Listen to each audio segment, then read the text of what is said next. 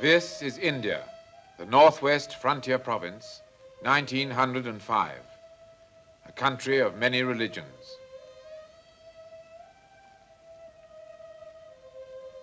Men find many reasons for killing each other: greed, revenge, jealousy, or perhaps because they worship God by different names.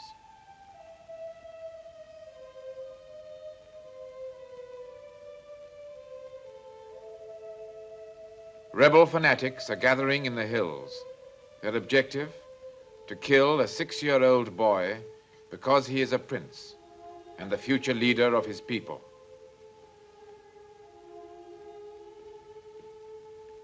His father, the maharajah, has appealed to us, the British, asking us to take his son to the garrison town of Hazirabad and then to send him from there to safety in Delhi.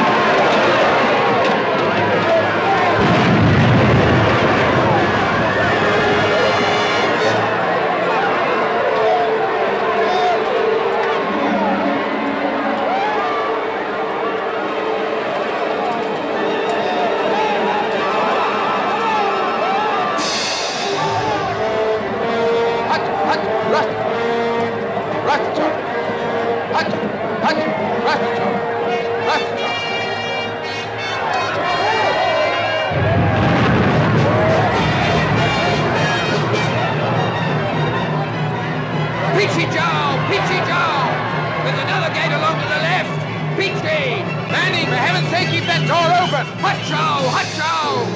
Peachy! Peachy! Keep back! I'm frightfully sorry, sir. B Company. They certainly gave it the right name.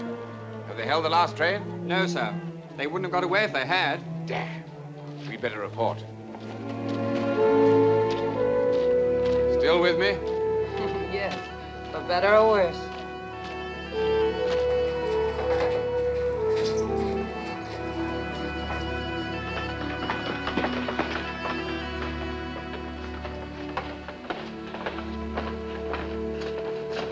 अच्छी बात है, साहब.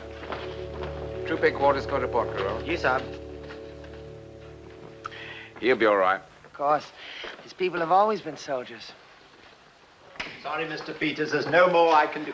Captain Scott. I demand protection and Excuse an immediate me. escort away from this place. I am so glad you managed to get through. We've been greatly worried about you. Mrs. White, this is Mr. Bridie. How do you do? He does all the work around here. His Excellency wanted to see you the moment you arrived. That's all right, Mr. Bridie. I'll report at once. Will you come with me, please, Mrs. White? You don't seem to realize that I am a British citizen. Look, look. We're all British citizens, Mr. Peters, even if we don't all have papers to prove it. I think it's unforgivable that I wasn't warned about this. I was only at Muram, this a cable office. Yes, but the lines were cut straight through into the ballroom, please. You'll see Lady Wyndham. Look here, I insist. You must take me to the governor at once. I tell you, Mr. Peters, there's nothing he can do about it. The last train's gone. I'm not blaming you, Scott. I don't suppose having Mrs. Wyatt with you made it any quicker. Oh, she did pretty well, sir. Not my idea of a governess. Her husband was a doctor, fine doctor. Saved the boy's life when he was a baby. The maharajah never forgot it. We couldn't get him to leave the palace. I didn't expect you would. Well, the important thing now is Prince Kishan. Delhi sent a special order. Get him out at once. Seems I failed. Yes? General Ames, sir. Oh, come in, Charles, come in. So you got him here, a bit late in the day. Scott did the best he could. Where's the boy, sir? In the library.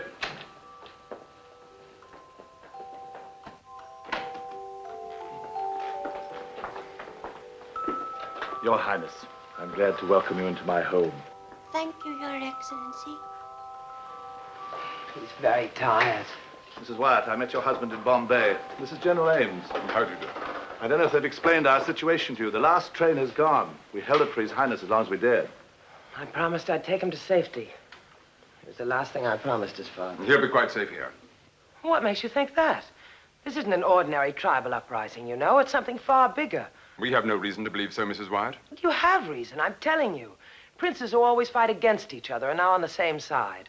Razjad, Hussein, even Rahim. She's perfectly right, sir. If you'd acted on that message I sent 3 days ago, Prince Kishan would be safe in Delhi by now. I think we are the best judges of such things, Mrs. Wyatt. I disagree. The British never seem to do anything until they've had a cup of tea, by which time it's too late. I'm sorry, but that's the way it seems to an American. Please forgive me. Nobody told me you'd come. I was in the hospital. My dear, you might have sent word. Your Highness. Mrs. Wyatt, isn't it? Naturally, I've heard of you. How do you do? Child looks quite exhausted. Same applies to you, Captain Scott. I'm sure you must be dying for a bath. I certainly am. Come along, I'll show you to your rooms.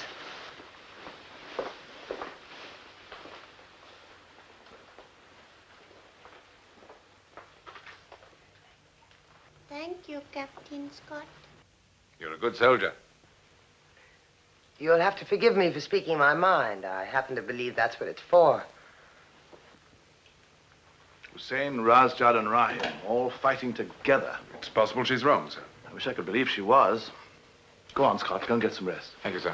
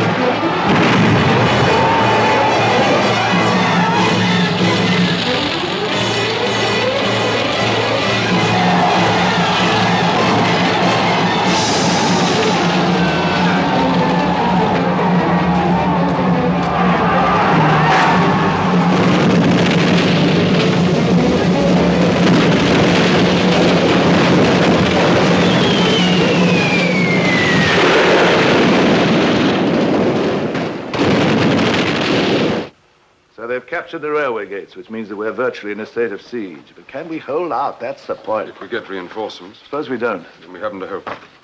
Prince Kishan must be got out somehow. That dispatch from Delhi made it quite clear that we must save his life, and it was the last thing we did. It may well be the last thing we do, sir. Is Captain Scott here yet? He's waiting, sir. Oh, send him in, please. The boy, of course, is only a figurehead. Well, his family have been a figurehead, if that's the way you wish to put it, for generations. In any case, it's our only chance of restoring order in the province. You think he's as important as that, this one small boy? I know he is. He may be only 5 years old, but he's the religious and political leader of hundreds of thousands of Hindus. Come in. These rebels are Muslims. If they had managed to kill him as well as his father, if they still manage to kill him, Charles, the Hindus will have no leader. It'll be civil war on a vast scale, worse than the mutiny. All right, Scott. Thank you, sir. Scott, what are the chances of getting the prince through to Kalapur in safety? I'm sorry, Mrs. Wyatt, but I don't think His Excellency requested your presence. Surely the subject under discussion affects me more closely than anybody else in this room. Mrs. Wyatt's perfectly right. Well, can you get him to Kalapur? But I thought the last train had gone, sir. The army doesn't always have to rely on railway engines. What about horses? Not a chance, sir. We had to leave ours or we'd never have got through. They've got a sniper on top of every hill. But you did get through, though. Yes, sir, but before they closed in. Yes, that's right enough. Well, I'm afraid the prince will have to stay here. You'll be quite safe, though. We're expecting reinforcements at any moment. I'm beginning to understand British people a little. What you really mean is it won't be safe at all, and reinforcements probably will not get here in time. My dear young lady, you don't understand at all. Oh, no, please. It's a good way of looking at things, maybe. Just takes a little getting used to. Thank you, Scott. Sir.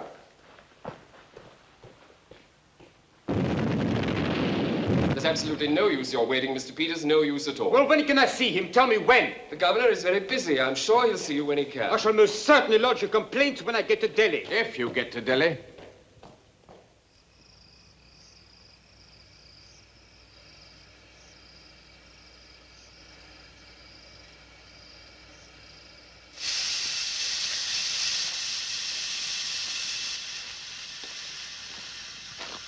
See, Saab, very plenty of this team. Yes, but is he coming from the right places? That's the point, Gupta. What right places, Saab? All right. Victoria is old, I confess that. But she has experience, Saab. And when she has experience, nothing can go wrong.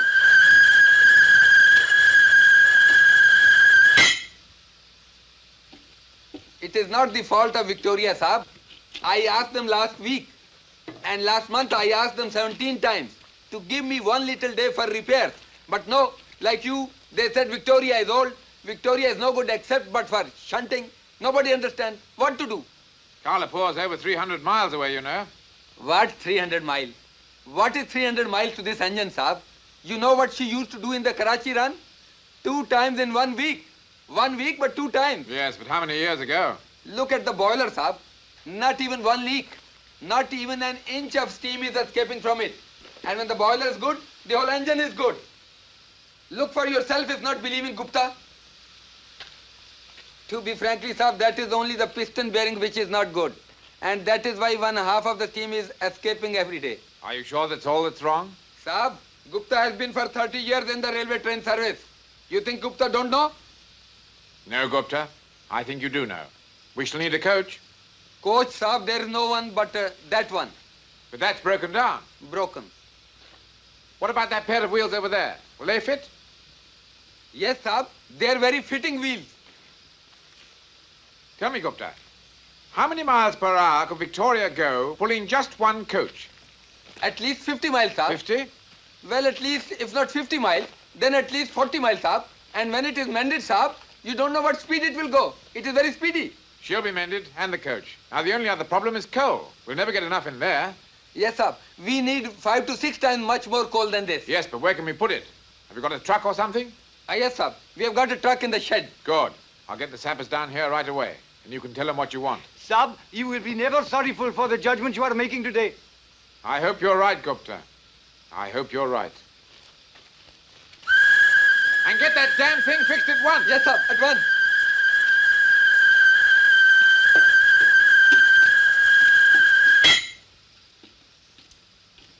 She is like the lady, Sab. She shouts too much when she is happy. Oh, come on. You must know one way or the other. These rumors must have some foundation. Must they, sir? In my experience, rumor is seldom backed by truth. Surely you can tell us if the prince is here. Of course he's here. That's why they're attacking the town. Gentlemen, when the time comes, you'll be told everything. But why don't you trust us? We could help you, you know. Look here, we know that they burnt the palace to the ground and killed the boy's father. Isn't that so? I assure you, gentlemen, I know simply nothing. I'm not in a position of authority. Sir John wants you upstairs. Oh, thank heavens. Excuse me. No, but look, just... Well, the governor cannot make a statement yet. Well, just tell us this. Why is the city being attacked? Isn't it because the British patrol rescued the prince and brought him here? Isn't it true that this entire situation hinges on Prince Kishon? His Excellency has never denied that. This province has been loyal to Prince Kishon's family for hundreds of years. While he's alive, there's absolutely no possibility of a successful rebellion. Well, then he is alive and here in Government House. The governor will make a full statement tomorrow morning. There's no hurry, gentlemen. It's impossible for you to get your dispatches out of the city. The wires have been cut. Well, in that case, why not tell us the truth? Why all the secrecy? Why are you hiding? Mr. Peters, you wish to go to Kalapur? Ah, yes. It is essential that I do. I'm expected in Delhi on Friday. You're in luck. There's a train leaving in just over an hour. I hope you can fire those rifles you're so good at selling. The armament industry is impartial. It always has been. Your customers out there aren't impartial, believe me. Will you all sit down, please? Sir John, there's no need for me to go, is there? Friday. Someone has to be officially responsible for the dispatch box. Yes, I know. Now, I've chosen you. Besides, I know that you look after my wife for me. Well, of course. Good heavens, it's not forever. You'll be back. Well, the whole thing's settled. I'd like you to be in the station yard at 11:15. You'll be in Captain Scott's hands. I'll leave it to him to explain what's going to happen. I don't intend to be a schoolmaster, but I'd like to try and explain the position to you. The whole point is, the rebels think that the last train has gone. They do not know that we have another engine.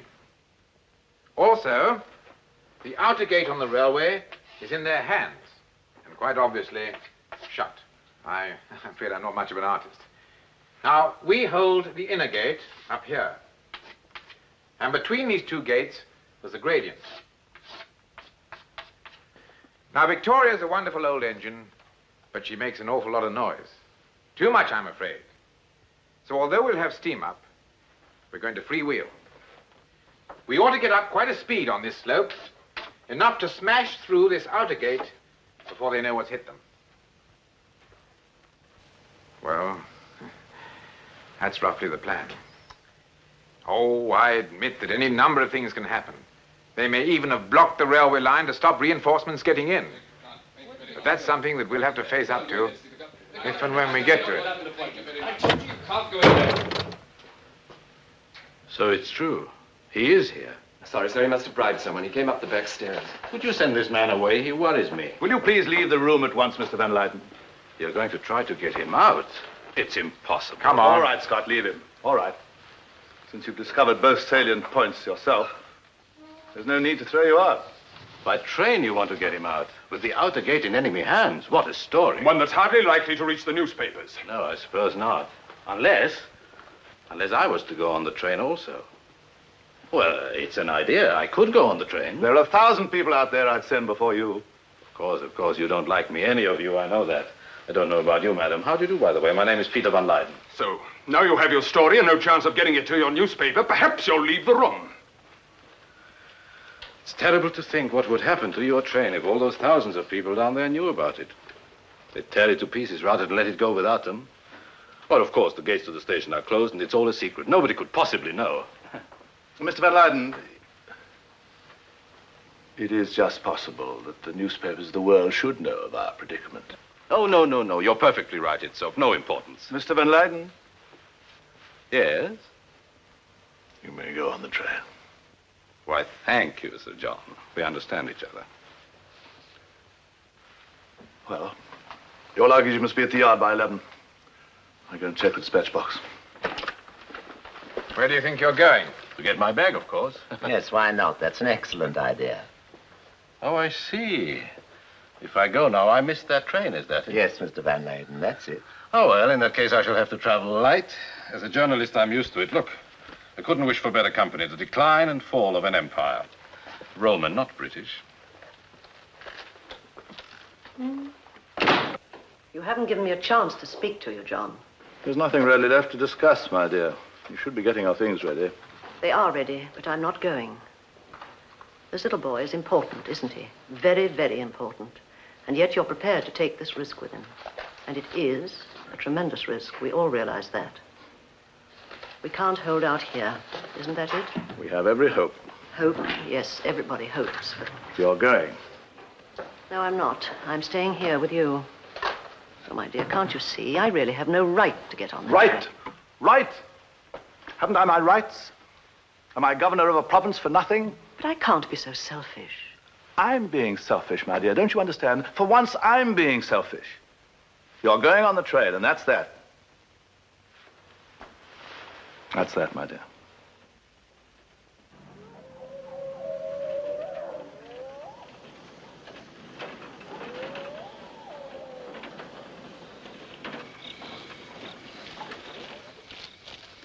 Your luggage has been loaded. Will you board the train, please? Sab cheez ठीक है, Dr. Saab? Ji, Saab.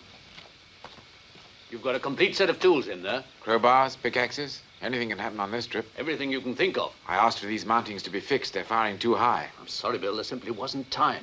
Well, let's hope they keep their distance. Good luck. Thanks.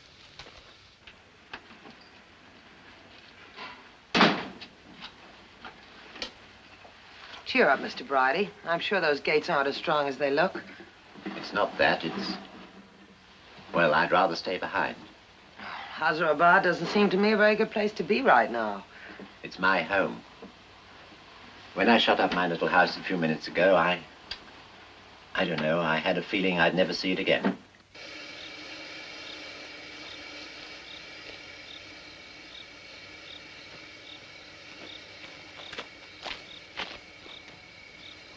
Satisfied? You trying to kill us all? We're trying to save you. The British are incurably optimistic. But you're British, Mr. Peters. My passport's British. You really think we can get through? Would I be trying it if I didn't think so? Of course you would. You've been ordered to try it.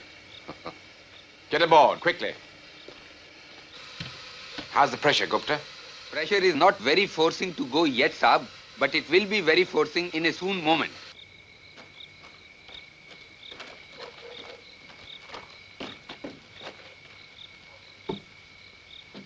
Do les paix. We'll be off in a few moments. Will you all lie down on the floor, please? It may be a little uncomfortable, but I can assure you it's absolutely necessary, and it won't be for long. Mr. Bridie, turn that lamp out, please. All being well, the train won't have to stop on this trip. But if it does, don't look out of the windows, don't leave the carriage, but put the shutters up and wait for me to come along and report. Right. Actually now, Gupta. Now it is forcing, Saab, but it will be ready to go only in a very, very soon moment now. Lie down right here. Oh, Mrs. White. Well, there's much more room here. I'm quite happy where I am, thank you. Never mind, Mr. Peters. The Americans are by tradition isolationist. Now it is terribly ready, Saab. Terribly ready. Is everybody all right? Good. We're off. For better or worse.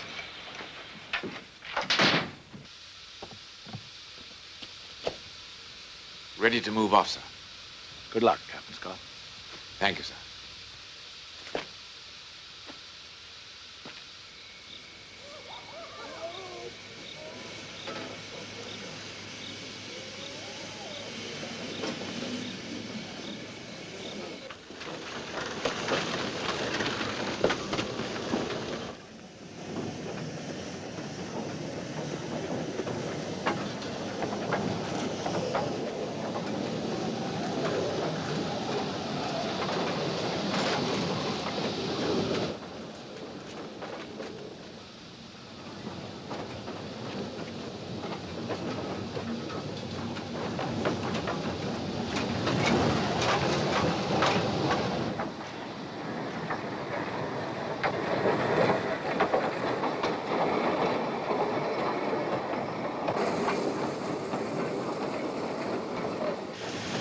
Close the fire door, Gupta.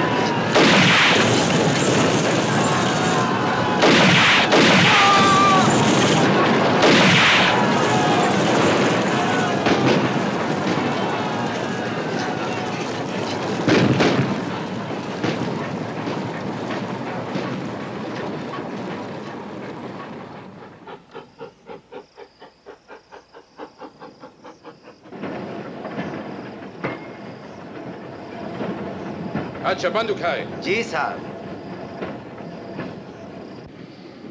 Morning, Mr. Peters. Morning. Yeah. Sorry, it's a Lee Enfield, the rival firm. 10 rounds. I've never used one of these things before in my life. They're for killing people with.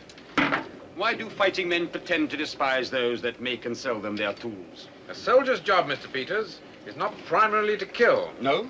We have to keep order, to prevent your customers from tearing each other to pieces. You really believe that? I wouldn't say it if I didn't. No, I don't believe you would. What I dislike about you chaps is that you sell your stuff without discrimination. To the other side, you mean?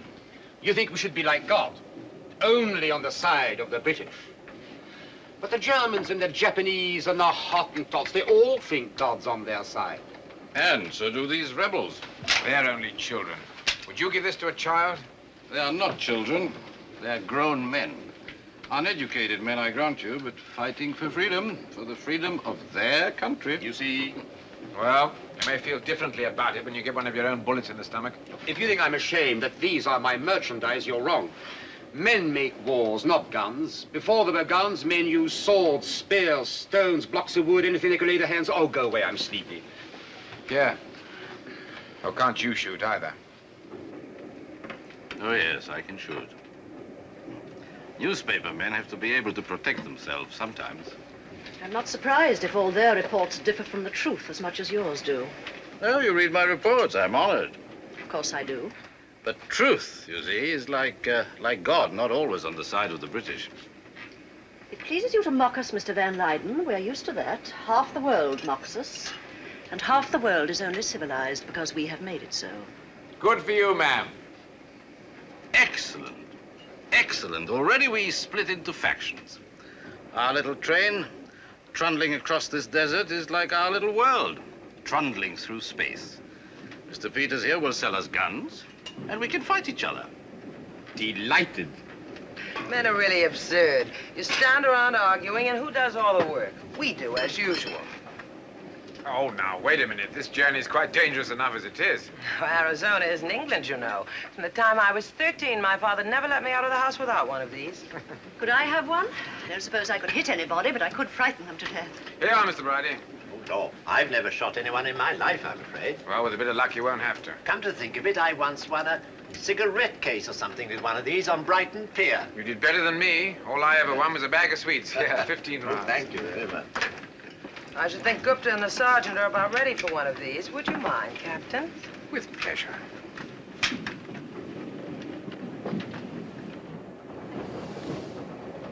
Daftar Sahib, Charlie. Meherbani Sahib.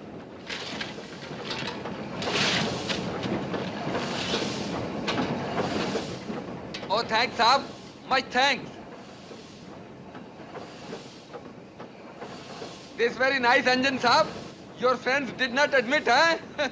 Yeah, you may need this. Gun for Gupta? Oh, no, Saab. Gupta only engine driver. Very good engine driver. 30 years on the railway train service. Yes, but it may be a question of this or no more years in the railway service. No, Saab. Gupta Indian. Indian to kill Indian, not very good. Maybe Saab thinks Gupta foolish. No, I don't think you're foolish. If other man has other religion, why should Gupta mind, Saab? Gupta don't mind. Saab, ek train hot ho gaya. Pull up, Gupta, pull up. Now, all they are alive.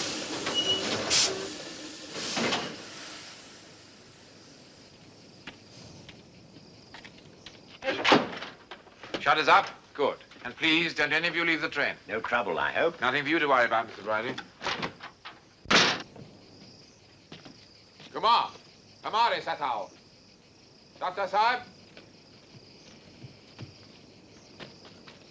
Gupta, if you hear firing, get back as quickly as possible. Don't wait for us. Yes, Saab. Gupta will do that. But Saab also to look after himself.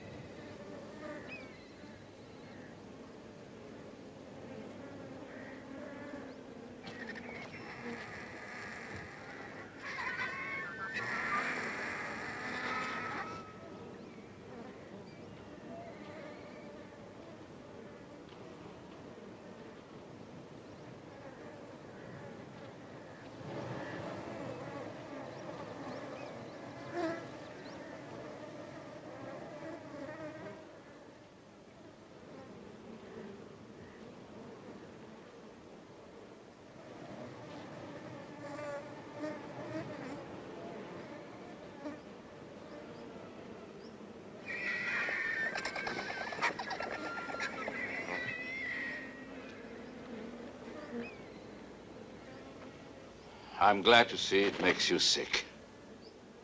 I thought I told you to stay in that train. I'm a newspaper reporter. It is my duty to look. To look and to report. All right, Van Leyden. Go on, have a look. Have a good look. And see what happens when the British aren't around to keep order. Keep order? You? You divide. You set Muslim against Hindu. You divide in order to rule. That's what you do. The Muslims were fighting the Hindus for hundreds of years before we came to India. And will you know it? Now go on, get back on that train. All right, I'm going. I've seen enough.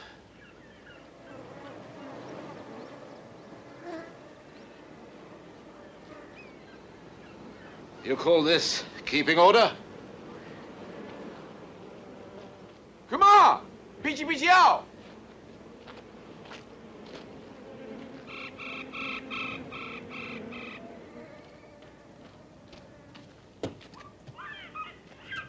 Hey, Kumar, Madat karo.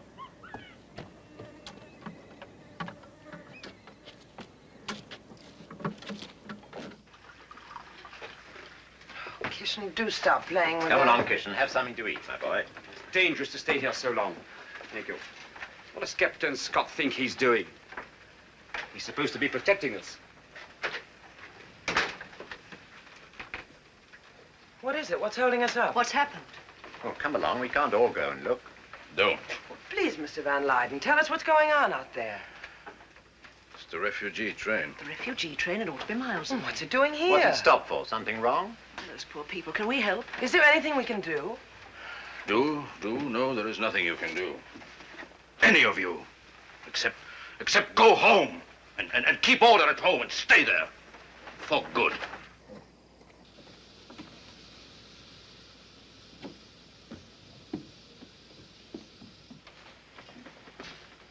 I'm sorry.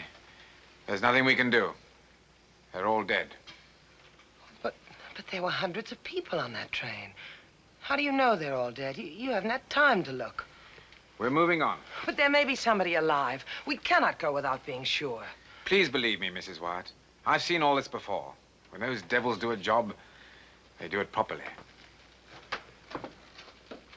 Gupta, move on.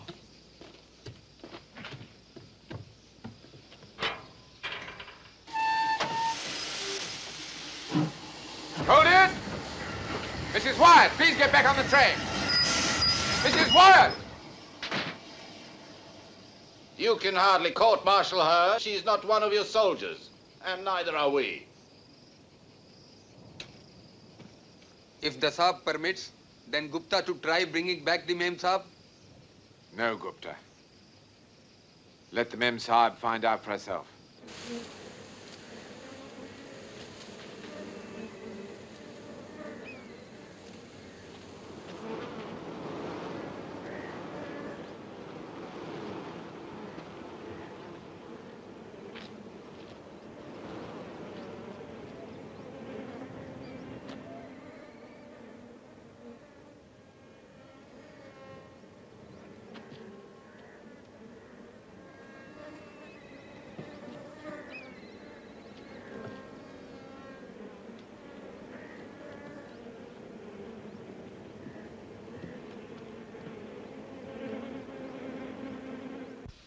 Come on, we'll move up.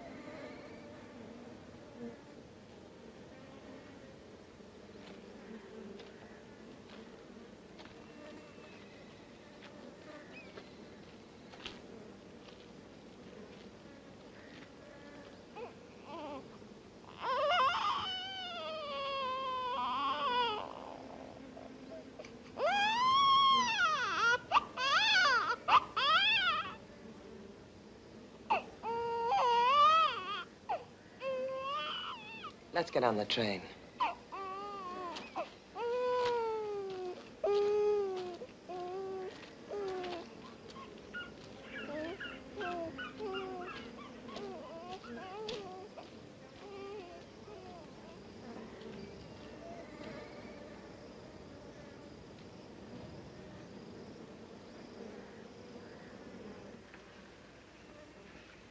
He was a chance in a million. He was completely hidden. The mother had covered him with her body. Nobody. Please don't make excuses. I was wrong and that's that. Where's Kishan?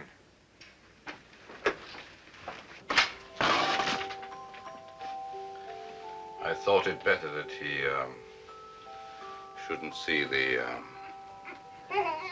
We must find somewhere to put the little blighter. I think I have just the thing. Come and have a look. That was a very courageous thing to do, my dear. Funny thing that the fellas always used to pull my leg about this case. There goes Bridie with the baby, they used to say. Looks as if they were right, doesn't it? Now, what do you think of that? A perfect cot for him, eh? Put in some of these to make it soft. Yes. How's that?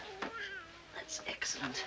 One life saved and thousands lost. Will you give him a pillow for luck, Lady Wyndham?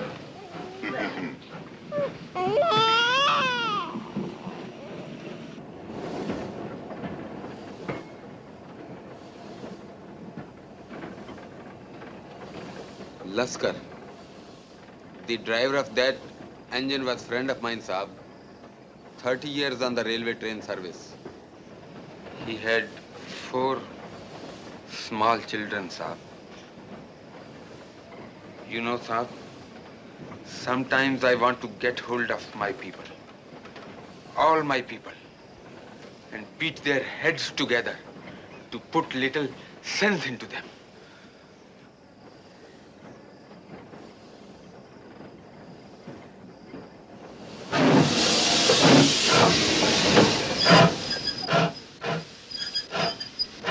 Come on, Gupta, what's the matter with her? She's hardly moving. She can do better than this. Victoria is old, Saab.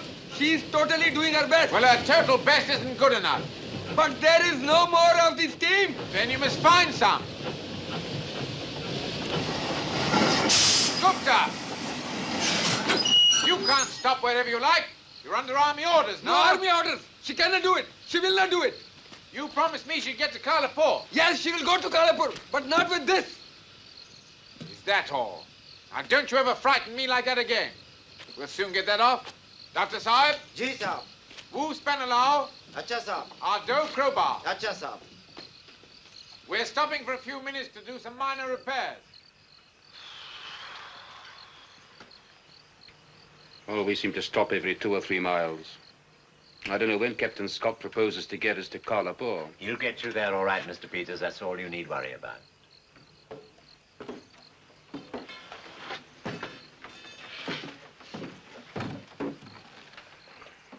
Mr. Van Leyden, would you mind passing me my case? It's just on the rack there above your head.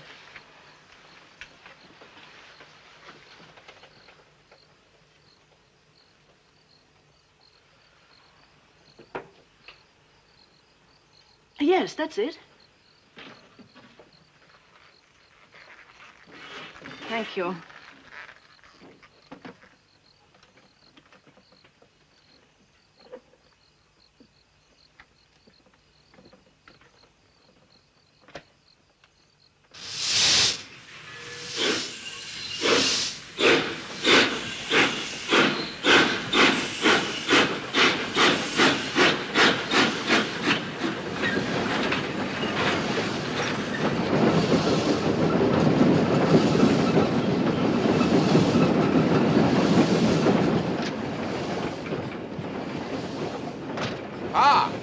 Thank you. I think the boys on the engine could do with a drop, too. I'll bring it. I'm sorry. About the baby? You needn't be. It was a fine thing to do. That's not why I did it. You'd have to go too far back with me to understand. I think I do understand. You were married to a doctor. A very fine one from all accounts. A man who died trying to save people's lives. It's impossible to be married to a man like that without living up to his ideals. I'm right, am I not? You're right, but for all the wrong reasons. I didn't live up to them. I think I hated them. I hated the squalor and the dirt and places we had to go and live. I hated his being a doctor at all. I even left him once and went back to the States. One does learn, though, even if it is a bit late in the day. Does that make sense? Yes, it makes sense. I may be one of the brutal and licentious soldiery, but I'm not a complete blockhead, you know. He would have been as surprised as you were to see me getting on that train. Anyway, how is young India? Oh, fine. How are we going to feed it? Mr. Bridie has a clever idea to do with a leather glove. If we had a leather glove? Well, Lady Wyndham has. She has everything tucked away in that handbag of hers. Smelling salts, playing cards, iodine, bandages, even the latest edition of the London Times. Now, how about that drink for the boys? And I could do with a good cup of tea. Coffee? Or would that bring the Empire crashing down around us? Tea.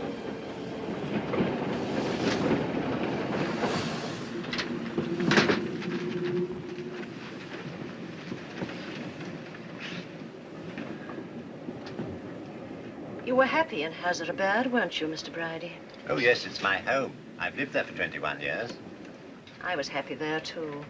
It's a little bit different for you, Lady Wyndham, if you don't mind my saying so. I'm only a half-sister in England, lives just outside Birmingham. We've never been very close. Don't think her husband likes me much. So really, you see, well, I'm alone. It's not so very different from me, Mr. Bridie. I have a few relations in England, of course, more than just one sister, but... I even had to leave my old dog behind. Not much of a dog, I dare say, but... well, he was mine. I had to leave my husband behind. Oh, Lady Wyndham, I'm sorry, I didn't mean... You've had your home in one place for 20-odd years, and for 20-odd years I haven't had a home. Just a succession of big houses that haven't been very easy to run. My husband has been my home. Yes. Wherever he is. I'm sorry, Lady Wyndham, please, how could I have been so thoughtless? Please forgive me. Don't be silly, Mr. Bridie. Can I get you some water, Lady Wyndham? How about a drop of whiskey? There's some in the van.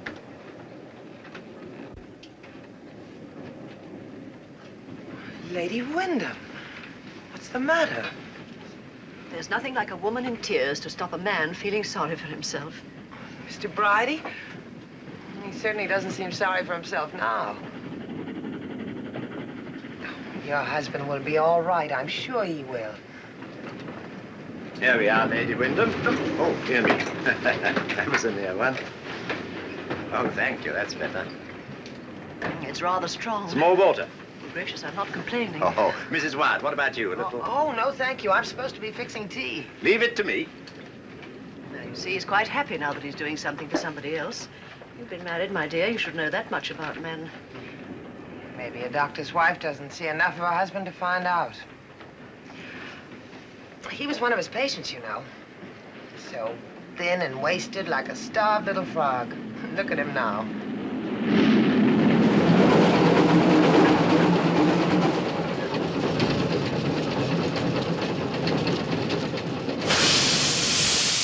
The railway line is broken, sir.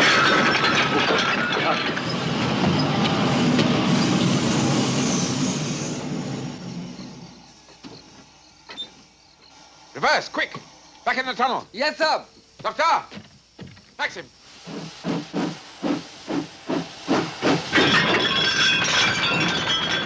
There. I beg your pardon. I've blown up the line. Shutters up, please. Of course, it may be nothing to do with us at all. It may be something that happened a few days ago to prevent reinforcements getting in. What are we going to do? We can't just sit here. Can't we? We certainly can't go forward. And going back would appear to be out of the question. It really seems to be a most interesting military problem. Or perhaps just a matter of common sense. Now, let's see. The Daffodil will have to stand guard with the Maxim. That leaves 6 men. And we can replace that blown section with a new length of rail taken from behind the train. But don't be silly. It's impossible. No, it's not. It's been done before. Thank you, Mr. Bridie. Now, this is what we're going to do. We'll move the train right forward to the damaged rail. Surely it would be safer to leave the ladies here in the tunnel. Yes, but that will give us 200 yards of open country to cover. And anything can happen out there. We may need all the cover we can get. All right. Any more questions? Good. Let's get on with it. Oh, dear me. I hope there's some more of these somewhere. I have an idea a cup of tea might come in handy.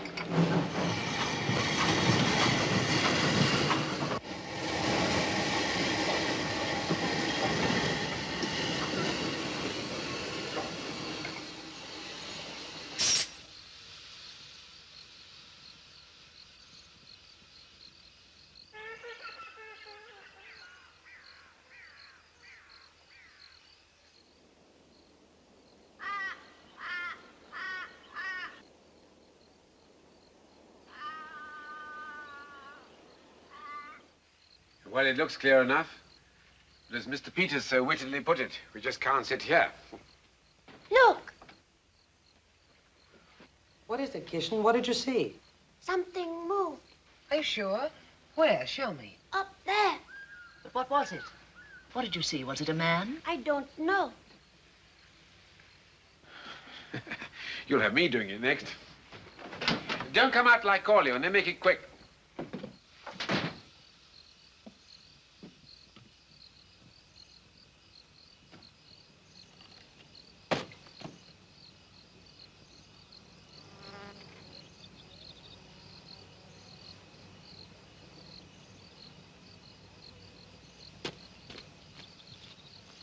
Kumar, spanners, turnkeys, crowbars. Excuse me, Lady Wyndham. I should advise you two gentlemen to do the same. I think it might be pretty hot out there. A master of understatement. It's an old English pastime, didn't you know? Right, gentlemen, out. Come on, come on. Good for you, Mr. Bridie. Armament merchants first. Come on, come on.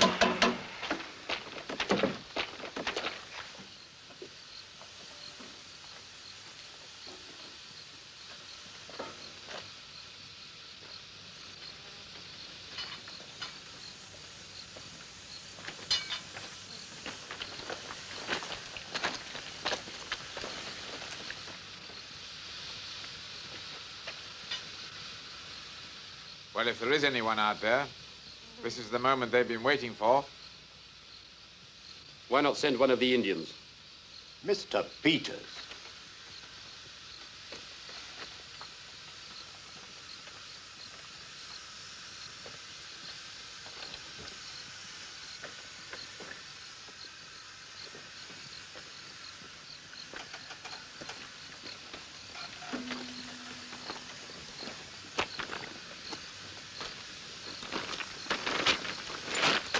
That place, Sahib. Oh, where are you going, Sahib? This one yours. This one yours, Sahib. Oh, no, no. No, that way, Sahib. This way.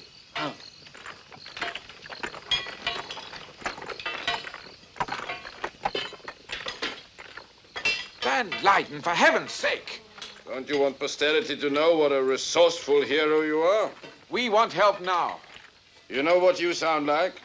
The empire builder in distress. I'm coming.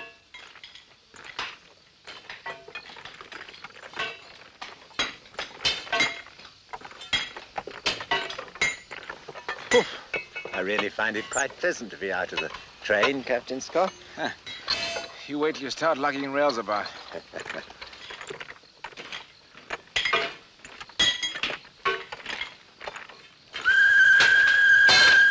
Strangle that Gupta!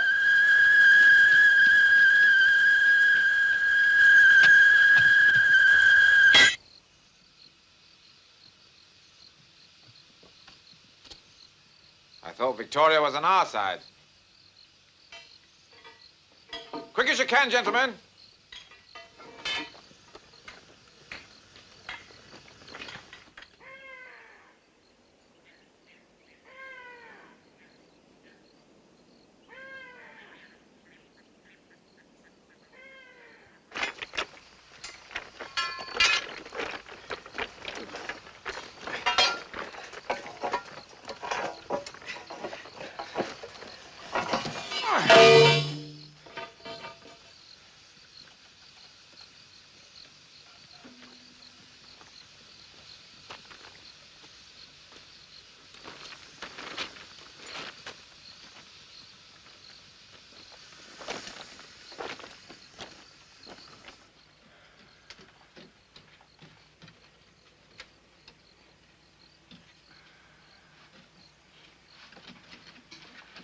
Leave the shadow alone, Kishan. Come and sit over here, Kishan, and we'll build a card house, shall we? I'll show you how. Now, gather up the cards first.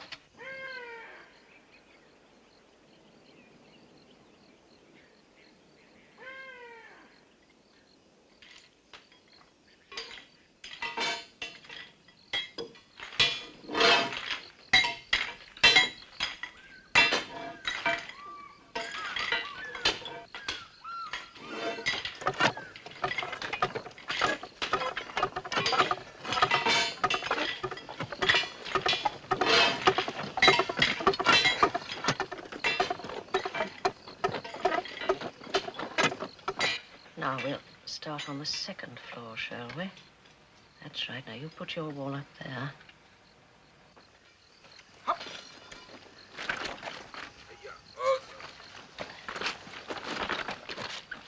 then, shall we put one roof there?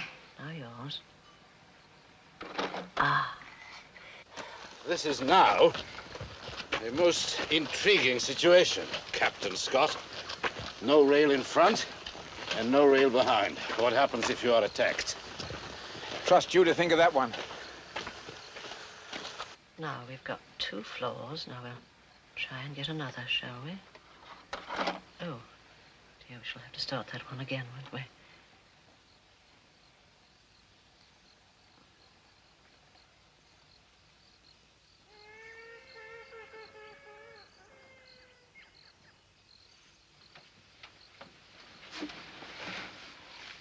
Look, there it is. A heliograph.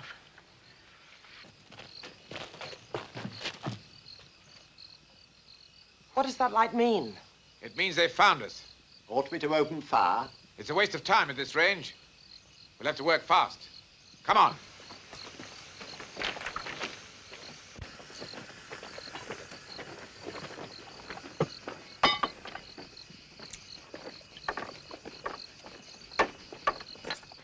Now, come and sit down here, Kishan. Why? Just do as you're told, darling. Right in this corner.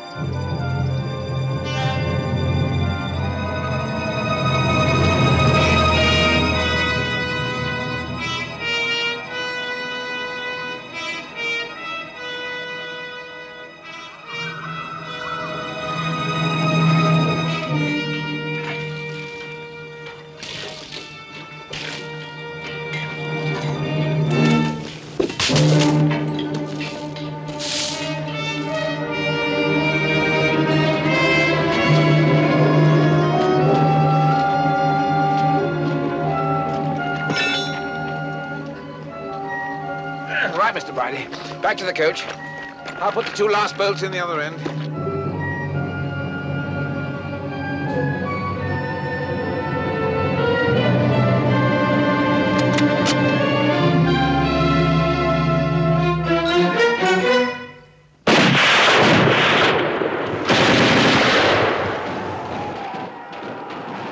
Back in the carriage, quickly. Keep your heads down. Gupta! Get back!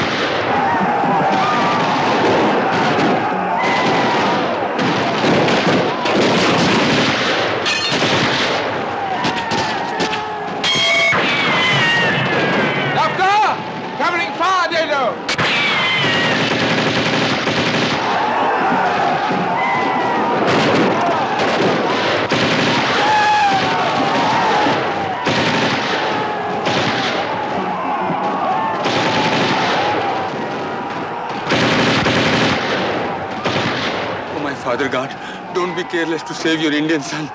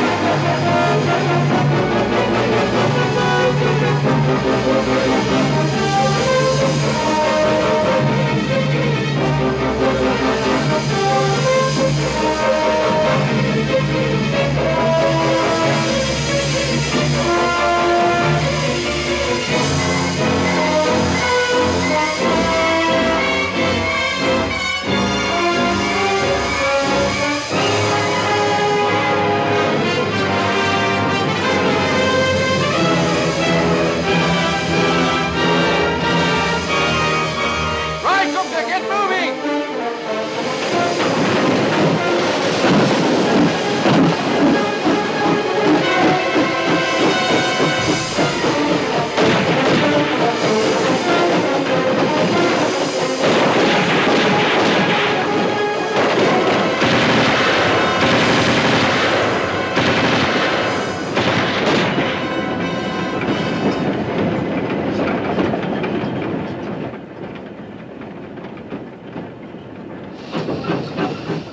What's the matter, old fella? You been hit? Yes, sir. But he was careful to hit me only at the foot of the leg. And a little bit in the arm also, sir.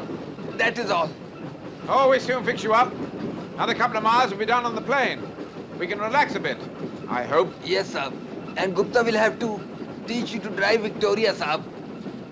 Can you keep your eyes open a few moments? I want to see how they are on the coach. Yes, sir. You did well.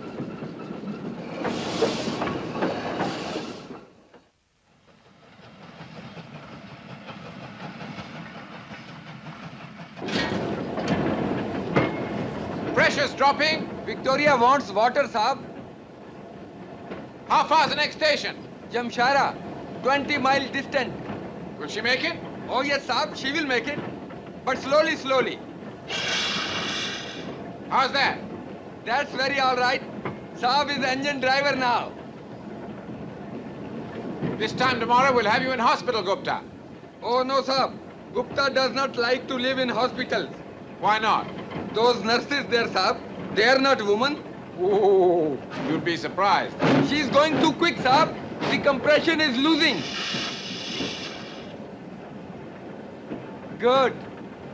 Victoria talks to me. I understand her language. Well, it's just as well because I can't understand a word she says. No, this is ridiculous. It would be quicker to walk. There's nothing to stop you walking, Mr. Peters. I don't know why the British buy these things. Our models are twice as good. Twice as good? Oh, I see. You mean it can kill twice as many people? Exactly. And twice as fast. It's an ingenious piece of mechanism. But this thing... It won't fire again? No, not a hope.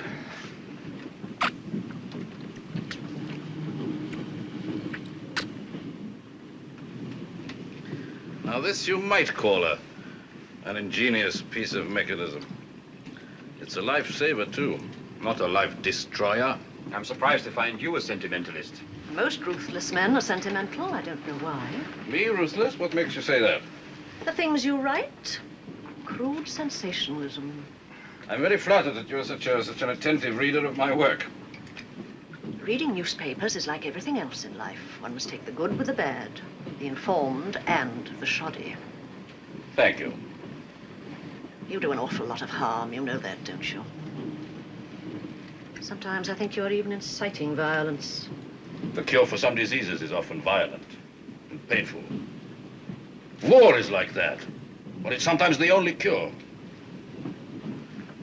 I'm sorry. I was just quoting from one of my shoddy articles.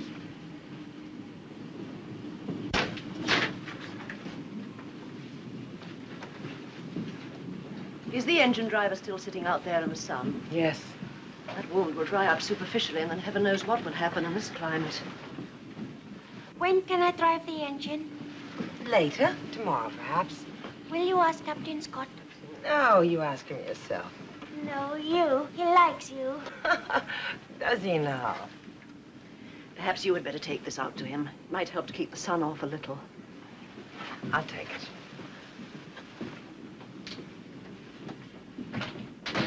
Captain Scott! Lady Wyndham says the driver must keep that wound out of the sun. You see, I told you she has everything. Here you are, old Gupta. I hope none of your fellow engine drivers see you looking like this. No, Saab. They will be calling me Lady Gupta. All set for Henry Regatta. Who is Henry Regatta, Saab? He says, who is Henry Regatta? It's not a who, Gupta. It's an occasion. When all the most sahibs in England get themselves together, dress up in a lot of silly little hats, and row themselves up and down a river. That is very funny. Why do they do that? Why? Why indeed? You may well ask. I don't know. It's one of the things I joined the army to get away from. Pressure, Saab. Oh.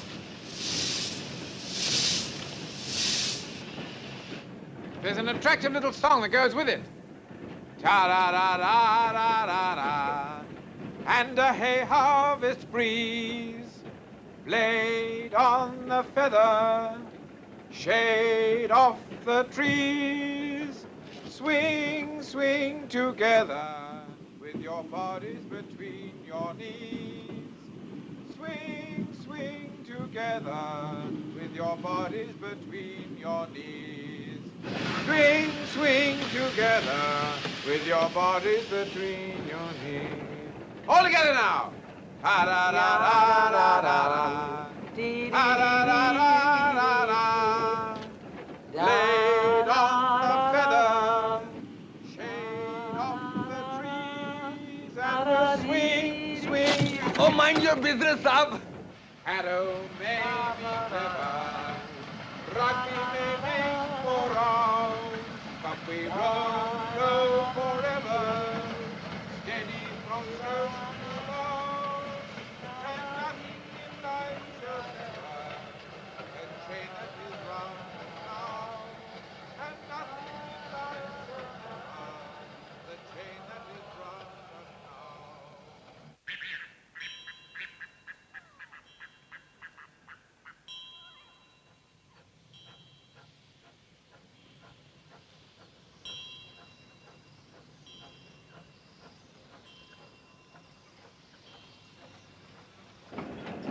I'll have to stop her, Gupta. No, Saab. If you stop her now, she will never start again.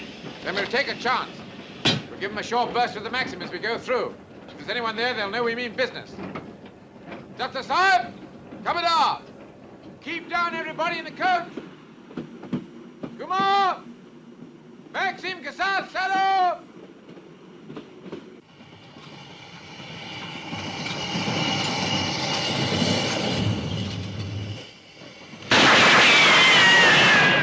Dr. Saab, हमारे साथ आओ.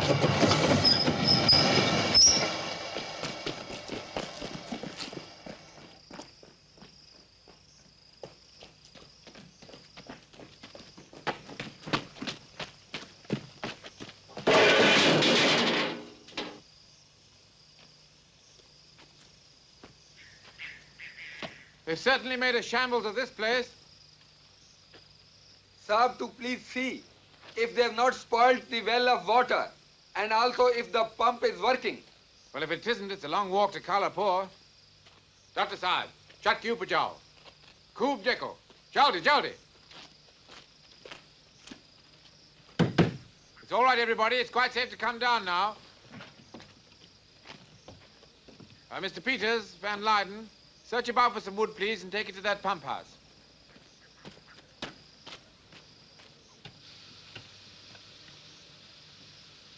I'm going to try and light that boiler. Careful, Saab. Careful.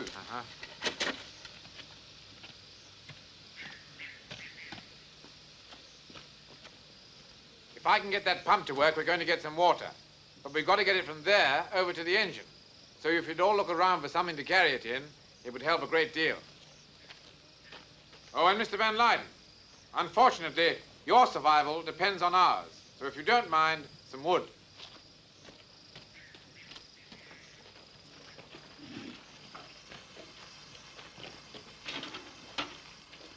How are you, Gupta?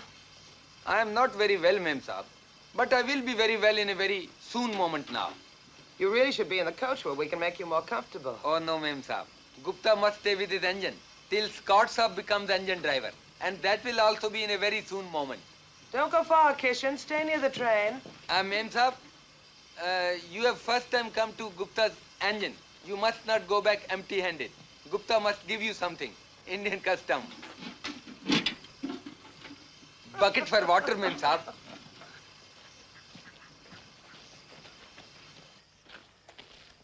Thank you. Put it down there. If this works, we'll probably get some water. And if it doesn't? And we'll stay here until they kill us. It would be preferable, then, that it works.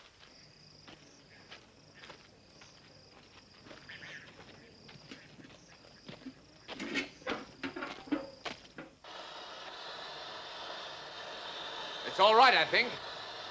Stand clear of that wheel. It'll make mincemeat of you.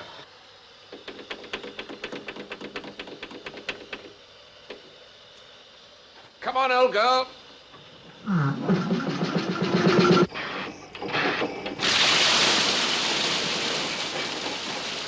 Good. Outside. Keep that fire going, Ben Light. There it is. Fill your buckets. Come on. Out. Muttered Dado. That's the side. Room deco. Gupta, where does the old girl like to take her drink? She drinks upon the roof, Saab. Right.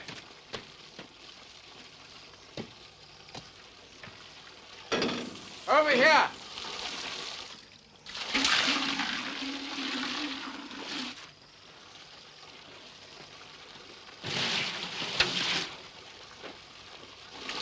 Kishan, you're all wet. Go over there and take your shoes off and play.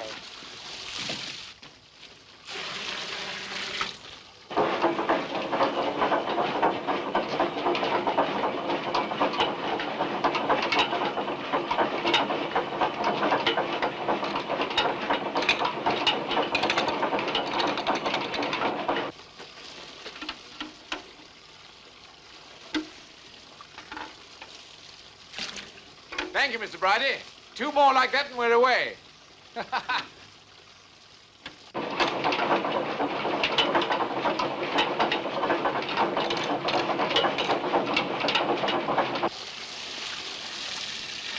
Oh, you look surprised. Well, I am, to see you working so hard. Everybody can if they have to. Does that mean the armament business is hard work? Good heavens, no. People are always fighting each other. We are the only salesmen who are actually pursued by our customers. I have had to work hard, though, at other jobs. Oh, what other jobs, Mr. Peters? Oh, for many years I devoted myself to the business of marrying a rich woman. No, truly, it's very, very difficult. Did you succeed? With my charm? Of course I did. But you know, it's a funny thing. A man can keep a woman, but a woman can't keep a man. Poor Vera, I ended up by despising her. Myself, too, come to that. But it wasn't a good job anyway. Too much hard work.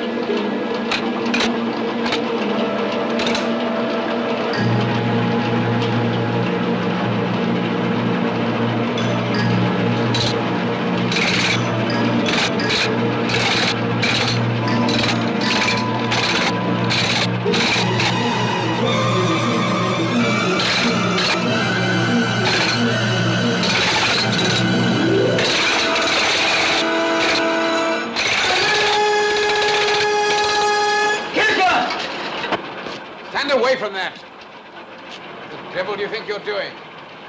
You ought to have more sense. Don't fuss. I was looking after him. Come on, back on the train. You two.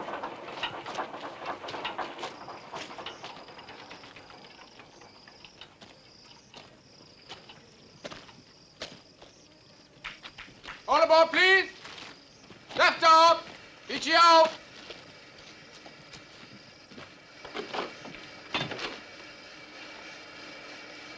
Right, Gupta? Kalapur. Kalapur, Saab.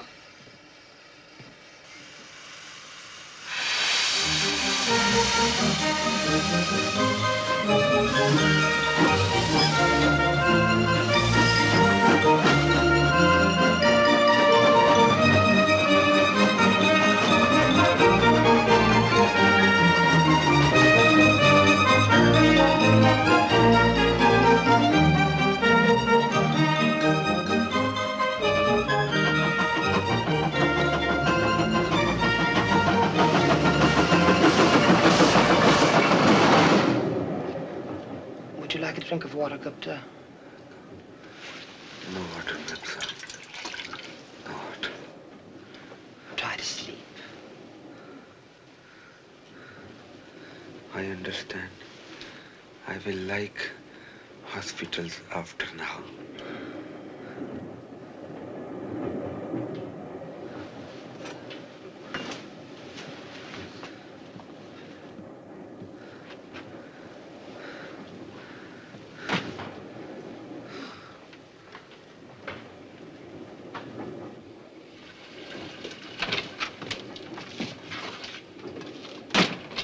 How's Gupta? Not too good. It's a bit of a fever, I think. We shouldn't have let him stay out so long. Good heavens, who's driving the train? The gunner, ma'am. Is that safe? I think so. Victoria is most intelligent. Whiskey? Oh, why not? Thirst comes with the setting of the sun. How true. Cheers. Have a whiskey? No, thank you. Oh, come on, do you good. I don't drink. What? You a journalist? It's not an essential part of the job. No? You surprise me. Oh, come on, to show we're all very good friends. I said no, didn't I?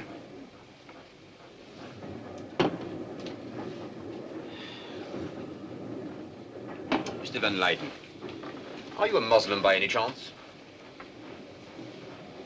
Why should you say that?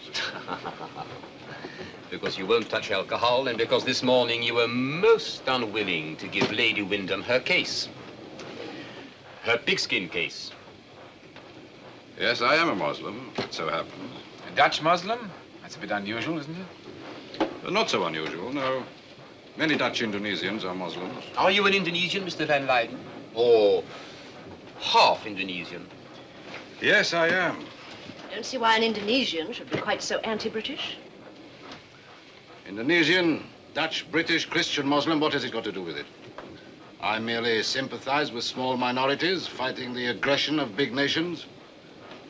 In any case, the accidents of my birth have nothing to do with you. Any of you. You're perfectly right, I'm happy to say. You're being very slow, young man. Snap. A very ill-natured fellow. Snap.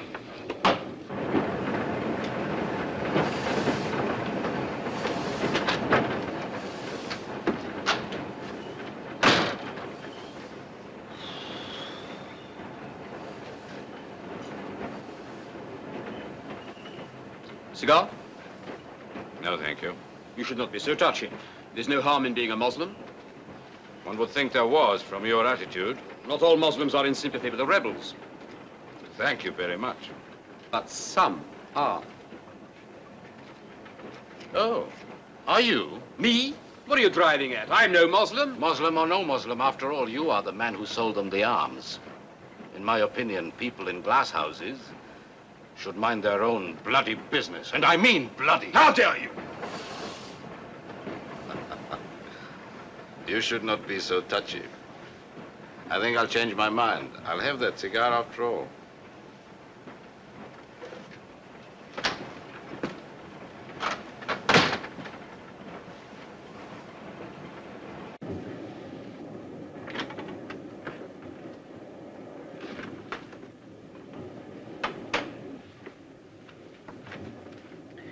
You ought to be getting some sleep. Pass me over those scissors, will you?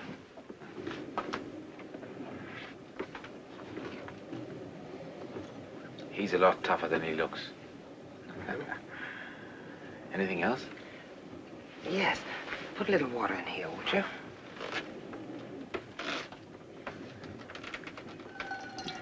You're the first American woman I've met. Are they all like you?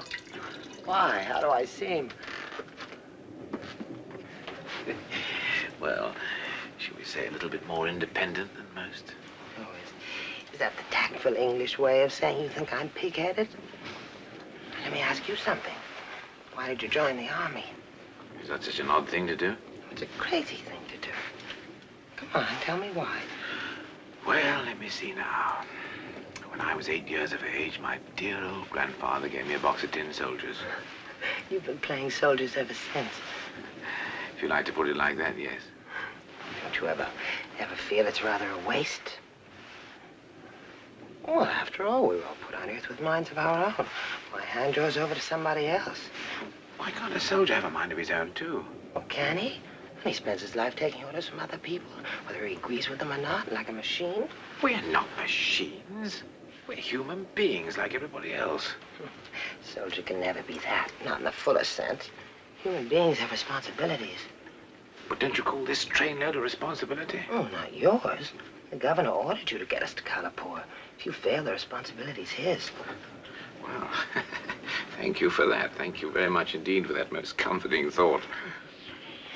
It's not that I'm not grateful to you for saving me. I am. I told you that.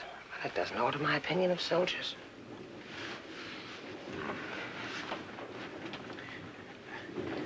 Are you one of these emancipated women we're having so much trouble with at home?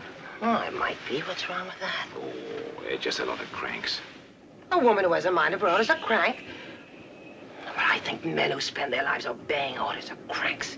Look, you just can't go around doing what you like in life. My job is to obey orders. Like an animal in blinkers. I do so agree with you, Mrs. Wyatt. Have you been there? I'd like to punch you on the end of your interfering nose. No, actually, I was going through for a smoke. Never mind. The front observation platform is now vacant. Thank you. Mr. Van Laden, how about a cup of tea before we turn in? Thank you. You know, I think Mr. Peters was wrong to say the things he said to you just now. Mr. Peters is perfectly entitled to think and say what he likes. It's of no importance to me. I didn't mind. You looked as if you did. You still do. Do I? Is there any sugar? Oh, how silly of me. Go on. Back to the footplate.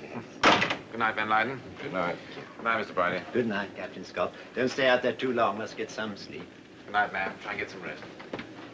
Got enough? Oh. You know, I've got a lot of friends back home in Hyderabad who are of mixed blood. Don't be shy, Mr. Bridie. They are half-breeds. So am I. There's nothing to be ashamed of. No, that's just what I tell them. They're charming people. I do hope they're all right. They're charming to you because you are charming to them. No, that's nothing to do with it. They're my friends. I told you, they're my friends. Half-breeds in this country, Mr. Bridie, are hungry for friends. They spend most of their time worrying about what they are and what they are not. I think it's degrading. I'm not ashamed to be what I am. I think I'm all right. I have a certain amount of power, you know. I don't think power has anything to do with it, Mr. Van. Oh, yes, it has. It is vital. If people know that you can hit back, they're careful how they treat you. You mustn't be angry with her. She's one of the old school. I'm not angry. In fact, I rather admire her. She's proud, tough, ruthless, unashamedly patriotic, a real pain in the neck.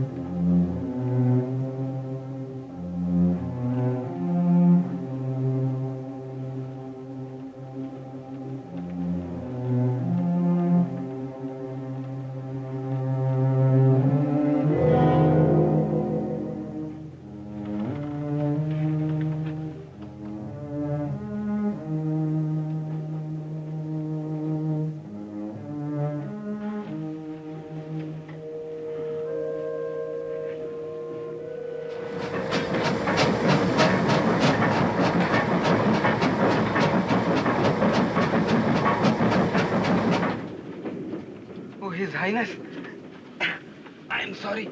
I cannot rise to bow to His Highness. When did you learn to drive the engine? I was same old as Your Highness. My father taught me. He was also engine driver like your father is king. Don't you want a bigger engine now? Oh no, His Highness. I am in the habit of Victoria now. Bigger engines only bring troublesomeness. When people become unsatisfactory with small engines, they want bigger engines. But one morning there are no bigger engines than the very big ones, and people again becomes unsatisfactory. So why not have small engines and be satisfactory? Gupta, your English is hopeless. Yes, His Highness. But I am doing practice with Scott Saab now. His English is very hopeful. Come along, Kishan.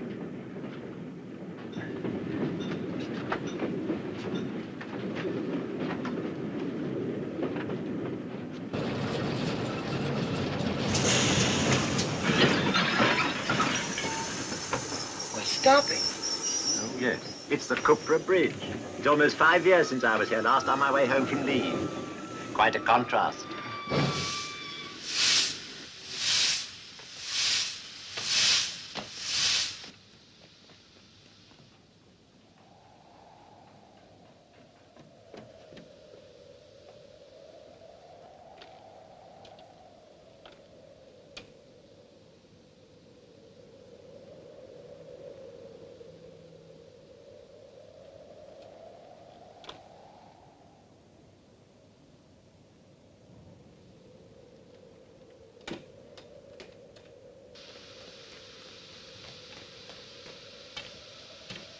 Doctor! This time it's the bridge. They've blown it up, or a section of it anyway. I have to ask you to get down and walk for a bit. Walk? But if they've blown it up, what are we going to walk on? Well, luckily these chaps aren't too clever with explosives. And the force has all gone down instead of up. We're still left with a couple of rails. They're a bit bent, but they're still there. The trouble is there's nothing supporting them. We're going to walk along a rail with nothing to hold on to? Well, it's only 2 or 3 yards. It won't be easy, and it won't be pleasant. But I think you can do it. But, Captain Scott, isn't there a chance that this might be another ambush? A chance, ma'am, yes, but I don't think so. I don't think this was designed for us. I think it happened 2 or 3 days ago. All right, you say we can walk across. What happens then? Yes, if the supports have gone, it won't take the weight of a train, will it? I think they were trying to stop the heavier traffic, ammunition trains, refugee trains, and things like that. I think there's enough left to bear the weight of old Victoria. Anyway, it's a risk we'll have to take. There's no alternative. And if it is an ambush? Well, I'll send the 2 soldiers on ahead with the Maxim gun, and they can give us covering fire if necessary. Come down on the bridge as soon as you're ready.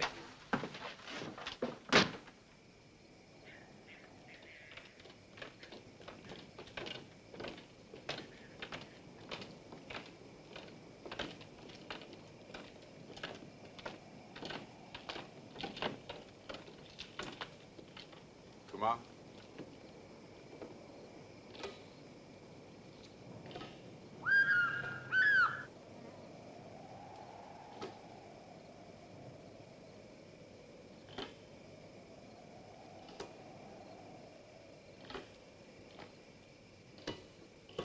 Doctor?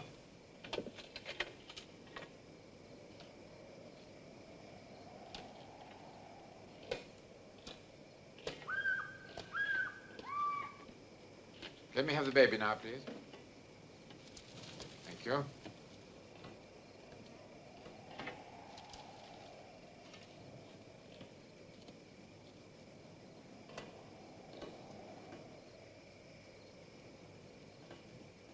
Well, that, of course, is the army.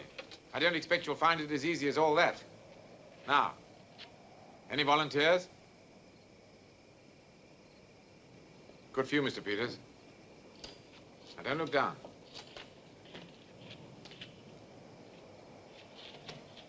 Right.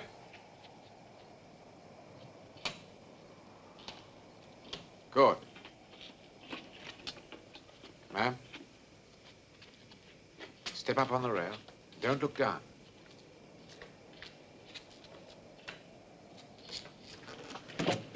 Good for you, ma'am. Mr. Bradley?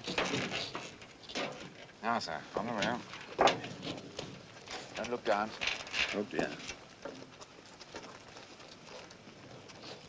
I can't move. It's all right, sir. Good for you. Go on. Captain Scott won't let you fall. Look, I'll show you. If I can do it, I know you can.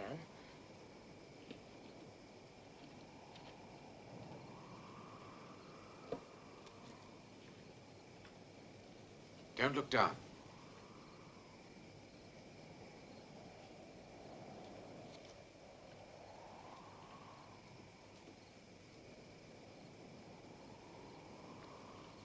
Good girl. I'll cross, and you pass the boy over, Van Leyden.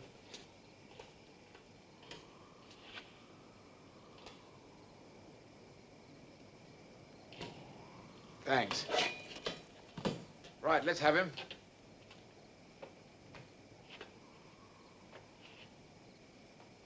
Now then, look at me, young fella. Keep looking at me. Now hold him out. Reach out. Right, hold him out, Van Leyden. Well, reach out with him, man. Look at me, young fella. That's a good boy. Don't look down. Come on, man. Stretch out. Peters, get my waist. Hold him out. Well, what's the matter with you? Stretch him out. Go on. Grab the boy.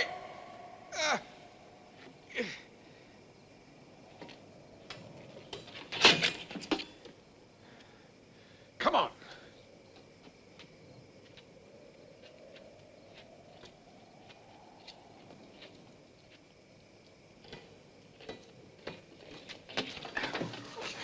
What the devil do you think you're doing? Please. Please, nothing. You deliberately held that boy short. What was that? You nearly dropped him. And you have the audacity to blame me? That's how you wanted it to look. Don't be childish. And what went on in that pump house with that ruddy great flywheel? Pump house? Pump house? What is he talking about? Let go of me. Oh, no, Mr. Van Leyden. I'm not letting you go. You're a Muslim, aren't you? I was wondering when you'd bring that up against me. And the people who want to kill that little boy are Muslims, too. Come on! Jaldi Wapasao! I'm putting you under close arrest. You do that, Captain Scott, and I'll put you into every newspaper from Calcutta to Berlin. That's a risk I'll have to take. You disappoint me. I really thought you had a brain in spite of being a professional soldier. Yes, I am a professional soldier. And I am a professional journalist. I warn you, you are overstepping your mark. I'm a free journalist. My job is to report. And my job is to get that boy to Karlapur in safety. The man's a maniac. The sun has gone to his head. Oh, madam, don't you hold that boy around the neck, or he'll say you're trying to strangle him. Come on. Usad me, Pakro. All right, Captain Scott. You seem to be determined to get yourself into the headlines. But you'll regret this.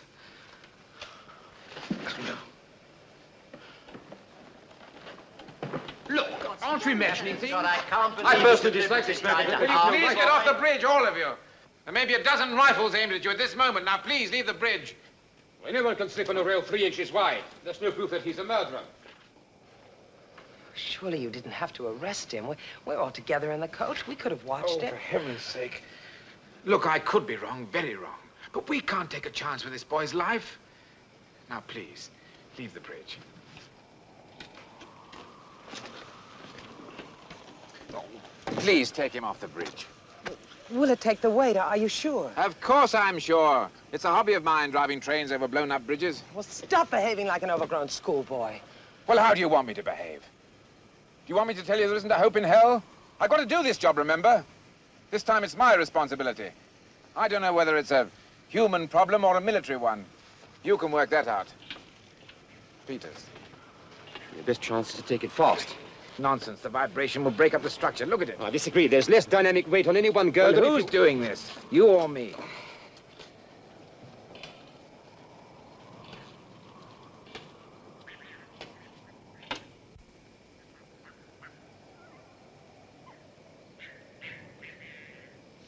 All right.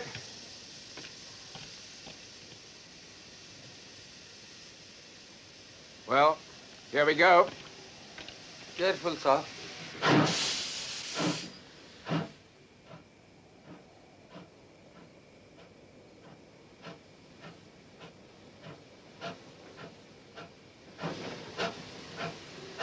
Stand by, Gupta. This is it.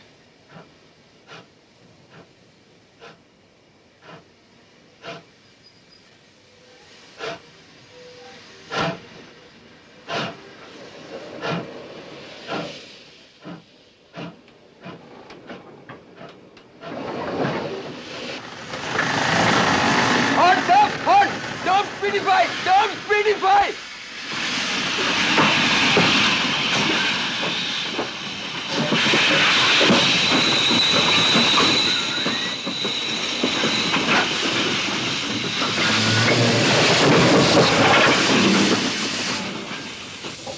Now throttle it.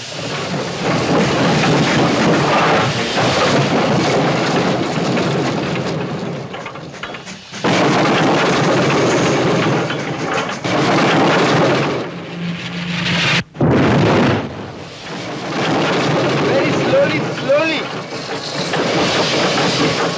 Yes. Very little bit more.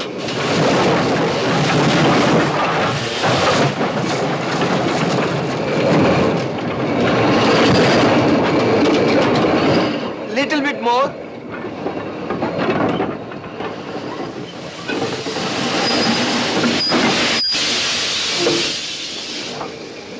Yes. Very slowly, sir.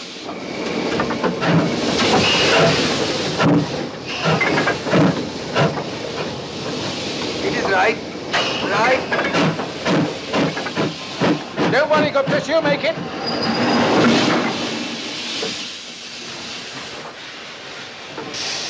She's made, Saab. She's made. Good driving, Saab. Oh, Saab.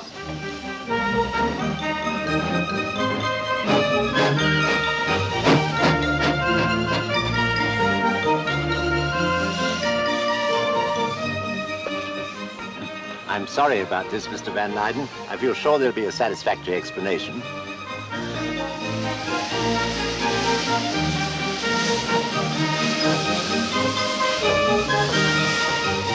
We made it! Bless our old heart!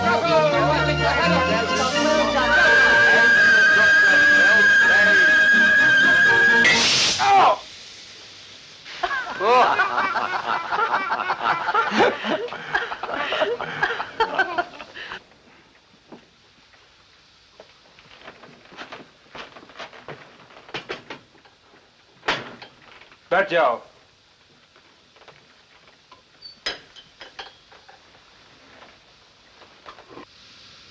Captain Scott? Yes, ma'am? I want you to know that I think you acted very wisely over Mr. Van Leyden. Well, if I didn't, I'm in the soup.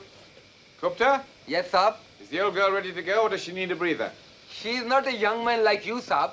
She needs some steam now to go. How long? Oh, not more long than 5 minutes. Right.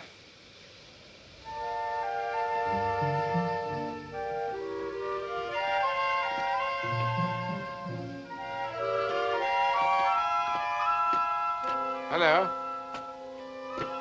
Isn't this carrying the celebrated dislike of soldiers a little too far? What do you mean? Well, looking so bloomin' miserable just because I didn't end up as mincemeat down in the valley.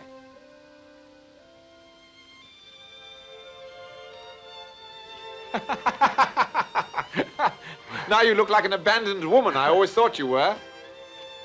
Oh, well, I hope there aren't any more bridges. You know, you really had me scared. Well, I can promise you I was scared myself. Are you sure about Mr. Van Leyden? I mean, won't you get into a lot of trouble if you're wrong? Wouldn't you like to see me drummed out of my regiment? Paraded before the troops? Medals torn off my manly bosom? I should have thought that'd been just your cup of tea. They don't really do all that, do they? Well, of course they do.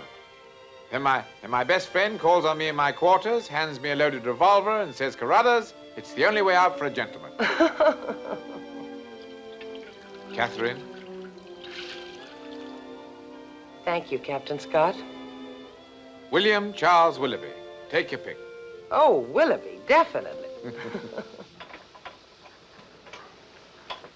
Oh, dear me, it does seem a pity. I mean, I know Mr. Van Leyden's a difficult man and we've had our differences, but After all we've been through, it would have been nice to have finished the journey together.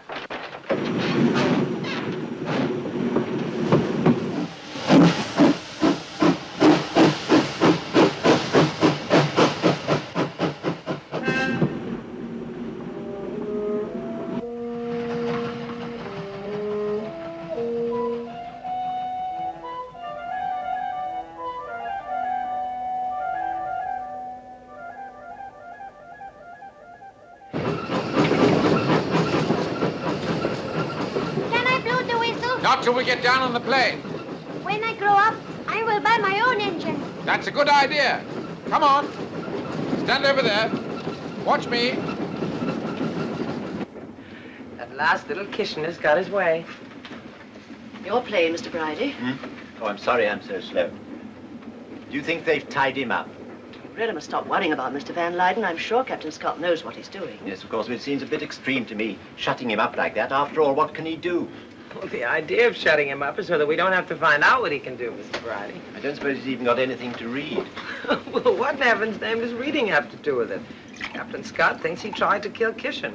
What else can he do but lock him up? Oh, Mrs. Wyatt, it is clear that you do not understand the British mentality. While Van Leyden was a Dutch journalist, Mr. Bridie here disliked him intensely. As soon as he discovered that he was a half-breed, Mr. Bridie felt a certain sympathy for him.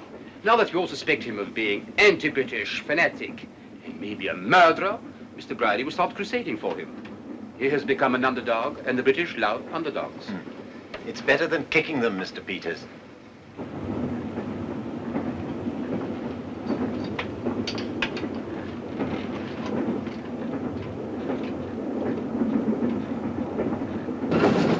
That tells us how much steam is in the boiler.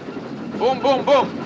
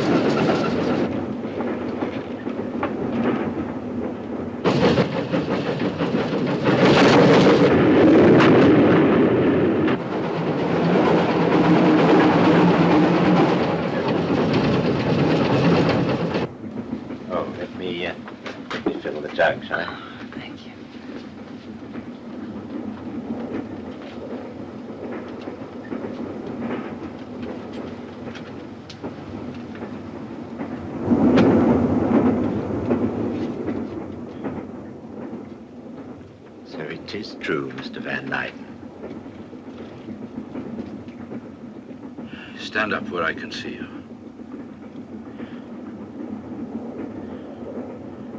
All of you.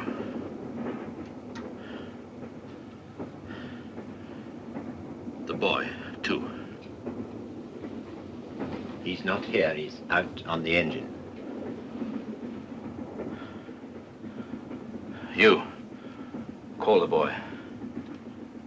Call him. No, don't. If you think you can get away with this... I can and I will. And there won't be any witnesses.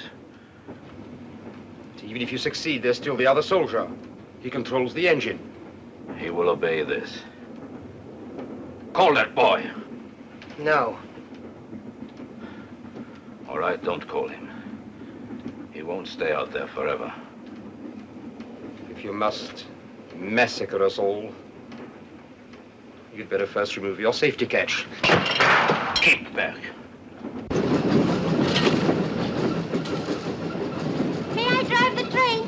Presently. When? When I say so. Here, have a go. He was sent right from the beginning to do this. You find it strange?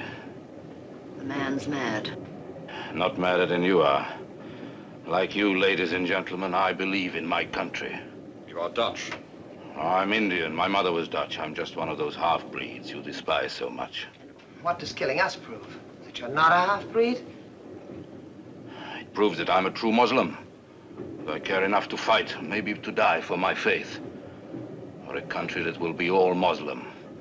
A free country, and I will belong there. Are you capable of understanding that? You're a criminal. You belong in jail. I find the moral indignation of an armament peddler rather touching.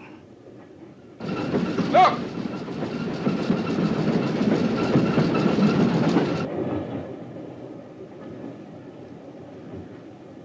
Mrs. Wyatt, that lamp, turn it up. We will be passing through more tunnels, and I would hate to leave you all standing in the dark. Do as I say.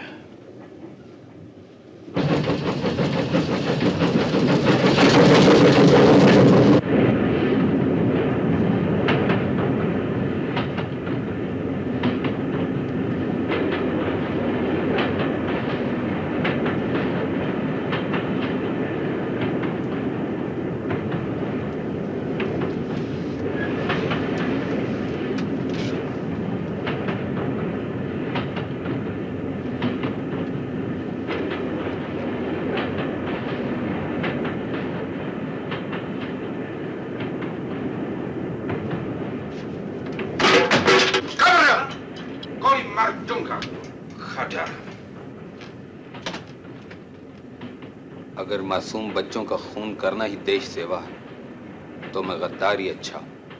Gupta, why didn't you go? He would have killed you, Mem Saab. Yes, I would have killed you, Ma'am Saab.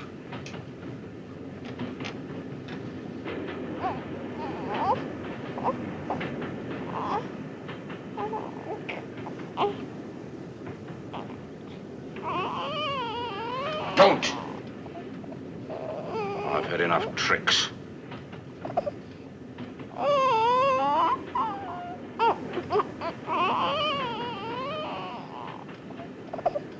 He's choking.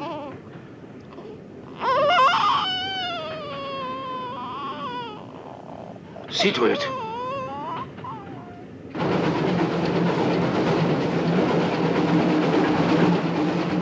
Did you like that? Prince Kitchener's never going to walk through that door. Neither is Captain Scott. Time will tell. I'm going to scream. Long before they get here, I'm going to warn them.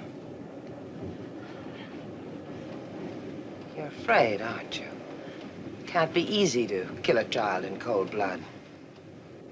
And the refugee train. When you came back from it, you were as sick as any of us.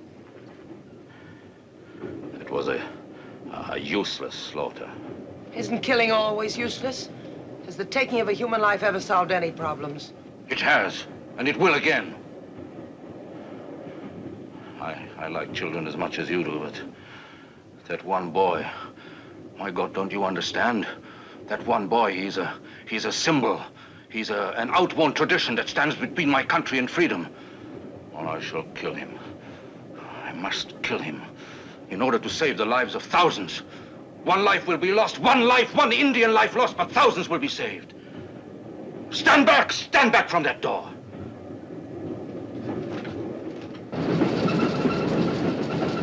Tea time, young fella. Can I come back later and drive the engine? Of course, I promised you, didn't I? Ticklish? Any box? Doctor? Tum train chalao. Team pressure kabadari si dekho.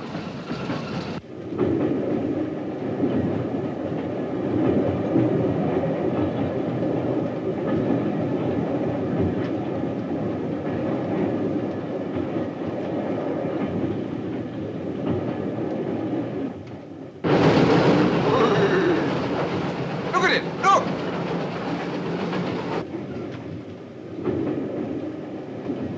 Not a sound from any of them. Hey.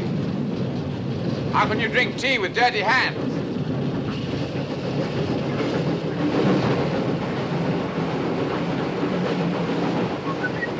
Wait a minute.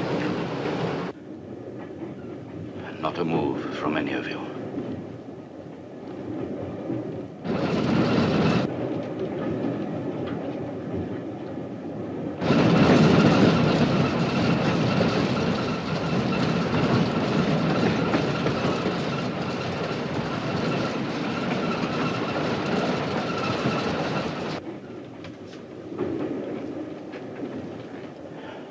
scream. I will not kill you if you don't scream. Don't kill me! Down, everybody!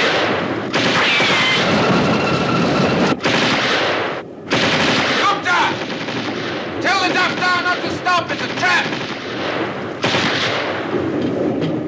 It's no good, Van Lyden. You can't depress that gun anymore.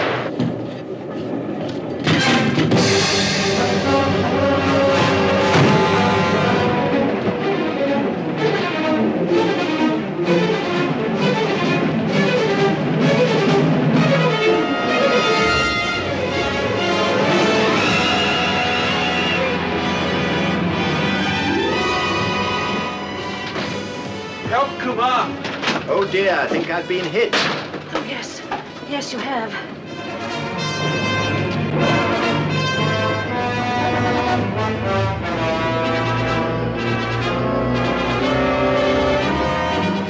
Now, we'll soon have this cleaned up for you.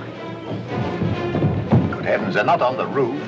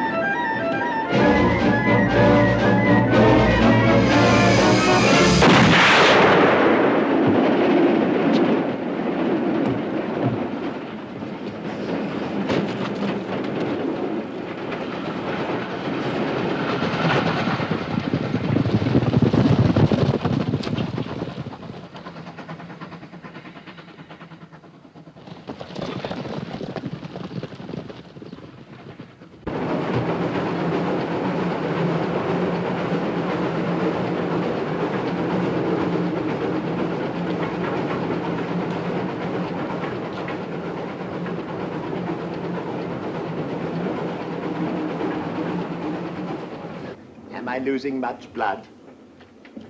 More than you scratch. You'd hurt yourself more falling off a bicycle. You're quite wrong, Mr. Peters. Mr. Bridie will have to take very great care. Now, what you need next is a good stiff drink, and then I'll get that arm into a sling for you. Thank you, Lady Wyndham. You are kind.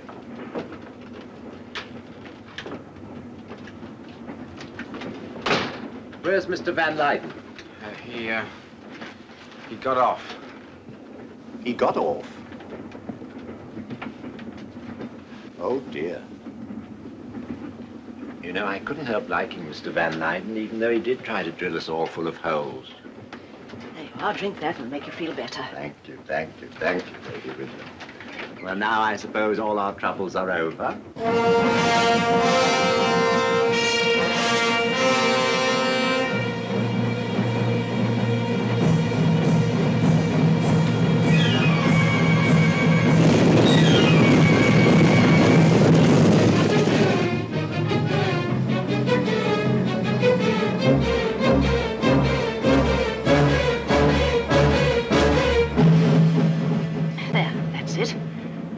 You better put this on, as you mustn't get any more sun on your head after a shock like that.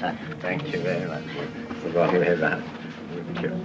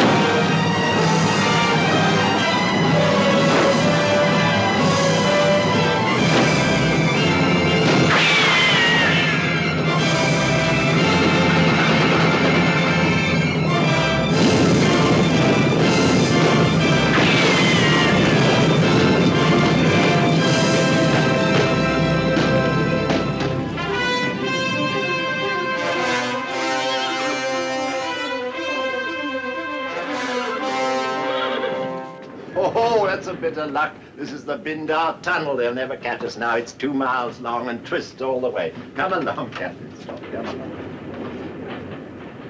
Captain Scott. Well, that's a funny thing.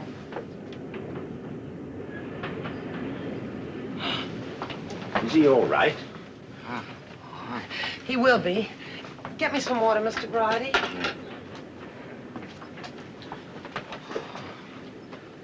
I don't think he can have been hit. Oh, it looks like just this wound. That's just about the luckiest thing that ever happened to anybody. Oh! Keep still, keep still. Oh, I tell you, this is a mug's game. I think perhaps you're right. What would you say if I put those tin soldiers back in the box? I'd say you'd probably want to get them out again tomorrow. Don't tell me you've changed your opinion about soldiering. Oh, let's just say I've learned a couple of things on this journey. Well, let's just say we've both learned a couple of things on this journey.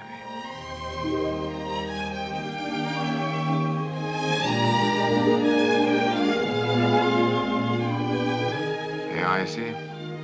What did I tell you? It's the uniform. They all fall in the end.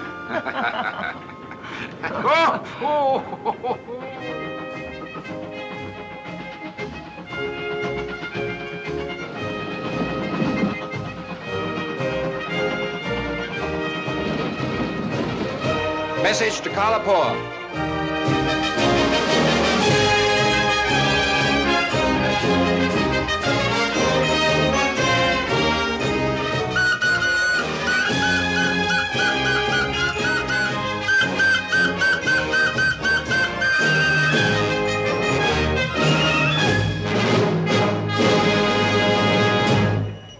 Hey there! You! Is this the 9:10 from Guram? No, it bloody well isn't. It's the last train from Azirabad. And stand to attention when you speak to a senior officer.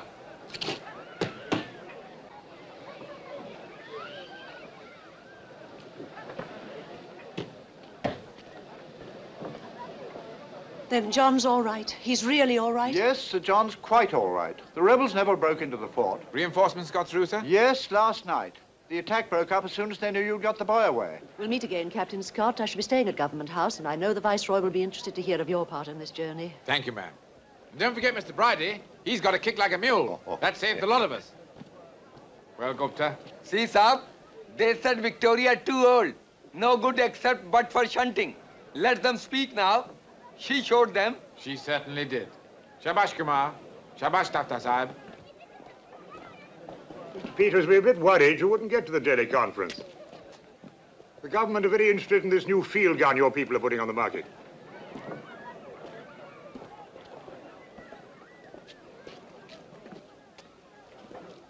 Captain Scott, thank you for saving my life. You are my friend now. Well, I hope so. But you are British. Will I have to fight you? Good heavens, no. Why should you? My father said Well, what does he say? I must fight the British to make them go away.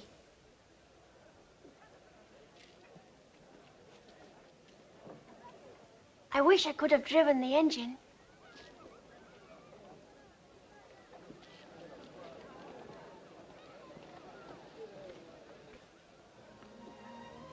Well, it looks as though you'll have to buy a little kissing now. That's all the thanks you get. That's all the thanks we ever get. Be thankful you're living and trust your luck. March to your front like a soldier. Who said that? Man called Kipling. Another tea drinker. Well, you better try and find a home for young India.